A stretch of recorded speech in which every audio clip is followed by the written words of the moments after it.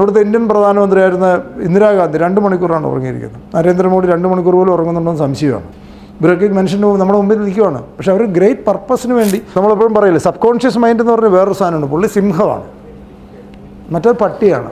നമ്മൾ പട്ടിയുടെ പവറല്ല സിംഹത്തിൻ്റെ പവർ. സിംഹം എന്ന് പറയുന്ന സാധനത്തിന് ഉണർത്താൻ പറ്റിയാൽ, ആ സാധനത്തിന് ഉണർത്താൻ പറ്റിയാൽ എന്തും പോസിബിളാണ്.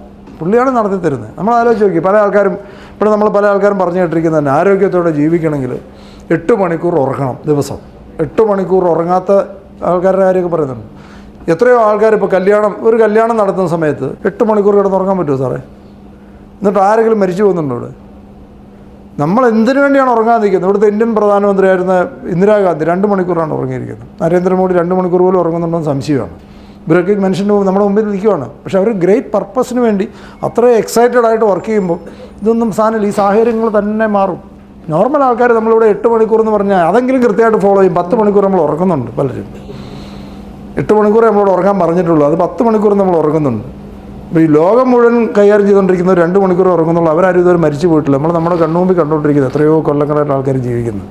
നരേന്ദ്രമോദി ഇപ്പോൾ ഇന്ത്യൻ പ്രൈം മിനിസ്റ്ററായിട്ട് ഇപ്പോൾ എത്ര വർഷമായി? അതിനു മുമ്പ് പുള്ളി മുഖ്യമന്ത്രിയായിരുന്നു ഒരു സ്റ്റേറ്റിൻ്റെ.